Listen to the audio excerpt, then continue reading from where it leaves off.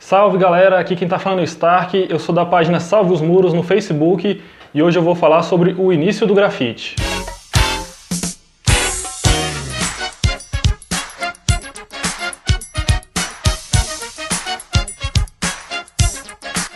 E no episódio de hoje a gente vai falar sobre o grafite na Filadélfia. Nessa série a gente vai falar sobre o contexto histórico do grafite. Nesse episódio a gente vai falar mais ou menos sobre a história do grafite na Filadélfia, que ocorreu pelo finalzinho dos anos 60 e um pouquinho dos anos 70. E no contexto histórico do grafite na Filadélfia, ele começou em meio a uma agitação cultural junto com os movimentos sociais da década de 60 nos Estados Unidos. Nessa época, as gangues tomavam conta das ruas e a escrita já era feita, uma escrita voltada à demarcação de territórios e uma forma de afastar os inimigos da localidade onde as gangues ficavam. Porém, nessa época, o grafite não era visto como uma atividade solitária, uma atividade voltada à autopromoção. O grafite era voltado para esse contexto que eu tinha falado.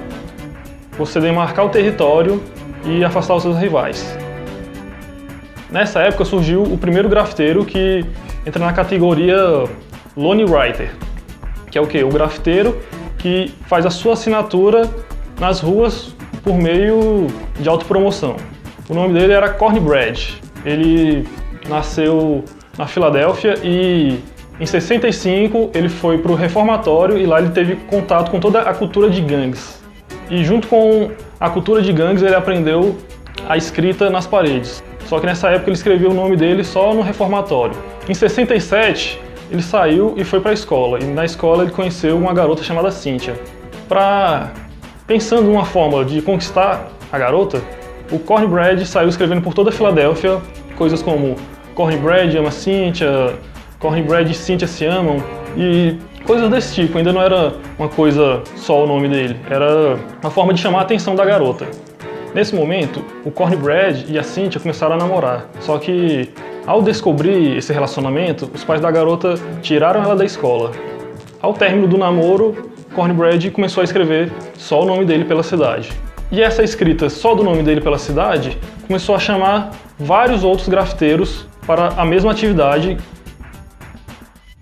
Agora a gente vai falar sobre algumas curiosidades e características do grafite na Filadélfia. Foi na Filadélfia que surgiu, de início, toda essa perspectiva de você pintar em maior quantidade e nos lugares mais arriscados. Foi lá também que surgiu esse pensamento de você evoluir o seu trampo e transformar ele diferente dos outros grafiteiros. Daí era o que eles chamavam de working up. Foi lá que surgiu também a expressão king, porque você só tinha autorização de usar a coroa em cima da sua assinatura se você tivesse dominado certos pontos na cidade. E aí que surgiu também a expressão King of the Walls, que era o cara que dominava a cidade, que é o cara que alcançava a maior visibilidade dentre os grafiteiros. Os picos, a melhor escrita. Foi na Filadélfia também que teve o primeiro grupo organizado de grafiteiros. Nessa época não era bem considerado crew, ou crew, não sei como é que se fala.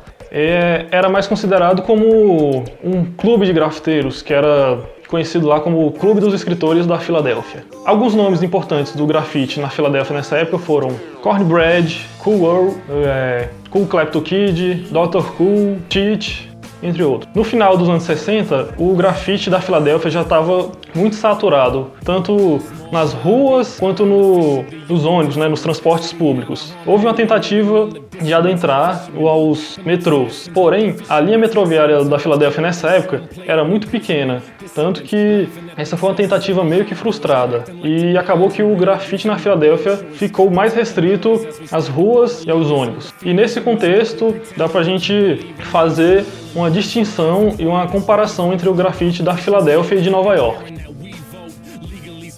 O grafite da Filadélfia começou antes, porém o grafite que é mais conhecido até hoje é o grafite de Nova York. E por que o grafite da Filadélfia ficou em segundo plano, enquanto o grafite de Nova York alcançou níveis internacionais? Uma das possíveis explicações para isso foi que, como falei anteriormente, o sistema metroviário da Filadélfia era muito curto e foi uma tentativa que meio frustrada de adentrar ao metrô. Já em Nova York, a linha de metrô lá é enorme, meio que abrange toda a cidade. E o que isso tem a ver? Na Filadélfia, como o grafite foi mais restrito à rua, aos ônibus, a toda essa localização que ficava bem próxima do público, eu acredito que não houve tanto uma necessidade de aumentar as letras, tornar as letras mais legíveis, dar mais cores, porque já que as assinaturas ficariam bem próximas das pessoas que passavam pelas ruas, você poderia fazer uma coisa mais simples ou até que não tinha tanta necessidade de visualização. Já a evolução estética de Nova York, eu acredito que seja porque o principal suporte de lá foi o metrô. E como vocês podem ver em algumas imagens, o metrô era bem elevado em relação à rua. E para ter uma visibilidade melhor do público, era necessário o quê? De você fazer letras maiores, mais coloridas e mais chamativas. E aí é preciso a gente pensar na recepção do trampo. Tanto que a gente não vai contornar um trampo preto com a cor escura, a mesma forma foi a evolução do grafite em Nova York. Isso também por quê? Porque o sistema do metrô abrangia toda a cidade e levava o grafite para muitos lugares. Isso fez com que o número de adeptos crescesse de forma exponencial. Tanto que tem época que se diziam que tinham mais de 10 mil grafiteiros na ativa. Se você pensar em 10 mil pessoas pensando e evoluindo o grafite, dá para você ter uma noção porque em tão pouco tempo a estética evoluiu tanto. Não que na Filadélfia a cultura de tags, que até hoje lá é muito forte, seja pior. Não. É porque lá, como o contato era bem mais próximo das pessoas, não tinha necessidade de fazer algo tão colorido e tão elaborado. Hoje em dia, se você for olhar algumas imagens, a cultura de tag lá na Filadélfia é bem grande, bem forte. As tags são bem elaboradas e bem bonitas. Só que é isso.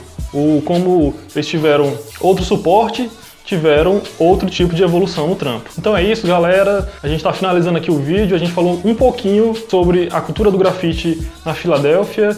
E nos próximos vídeos a gente vai continuar esse processo histórico sobre a origem do grafite. Se você quiser saber mais sobre o tema, aqui na descrição do vídeo tem o livro que a gente usou como referência. Se inscreve no canal, dá o like e compartilha com os amigos. Tchau!